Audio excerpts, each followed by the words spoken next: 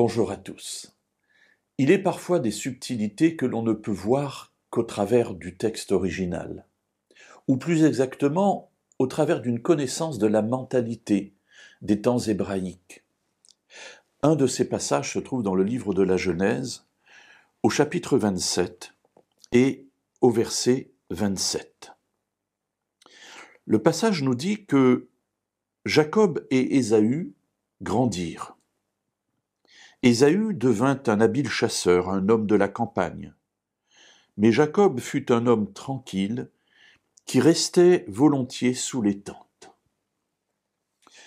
Alors quand on lit ce passage, on se dit, bon voilà, les deux enfants d'Isaac et de Rebecca sont là, ils grandissent comme tous les enfants du monde, et puis l'un choisit une option de vie et l'autre une autre. Et voilà, la première option, c'est qu'il devient un habile chasseur, donc c'est quelqu'un qui est dans la campagne, qui sort chasser, qui passe sans doute des journées, peut-être même plusieurs journées, à traquer le gibier et à revenir à la maison. Et puis Jacob, lui, est plus tranquille. Alors déjà, le terme hébreu ici n'est pas tout à fait tranquille, mais c'est un homme plutôt sage, et il reste volontiers sous les tentes. Et rester sous les tentes, on se dit, bien voilà, le frère aîné est un frère de la campagne, un frère des champs, et lui c'est un frère des villes. C'est quelqu'un qui reste sous les tentes. Mais en fait, dans la pensée hébraïque, on a ici, derrière cette expression, le fait que Jacob, lui, est attiré par l'étude de la parole de Dieu. Être sous la tente est une image pour dire que Jacob, lui, aime parler des choses de Dieu. Il aime écouter les récits des ancêtres, les récits de la manière dont Dieu est intervenu pour son peuple, pour ses parents, ses grands-parents. C'est quelqu'un qui aime Dieu.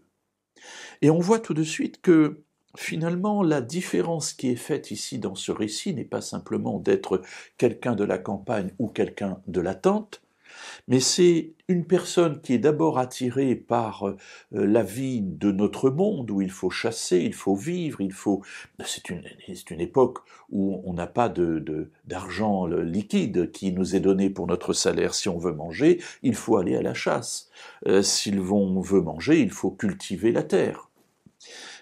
Voilà, c'est Ésaü. Ésaü, c'est un homme de cette sorte. Et puis, d'un autre côté, on a Jacob qui, lui, reste sous la tente, c'est-à-dire qu'il est attiré par l'étude, la connaissance de Dieu, et il passe du temps dans cette relation avec Dieu. Et on a donc l'aîné et le cadet qui vont s'opposer déjà dans cette attirance qu'ils ont, j'allais dire naturelle, vers quelque chose qui est plus de la vie courante et l'autre plus de la vie spirituelle. Et cela va conduire notre lecture du récit pour tout le reste de la vie d'Ésaü et de Jacob. Et nous verrons demain l'influence que cela a eue, non pas simplement sur leur vie, mais sur la vie de leurs parents.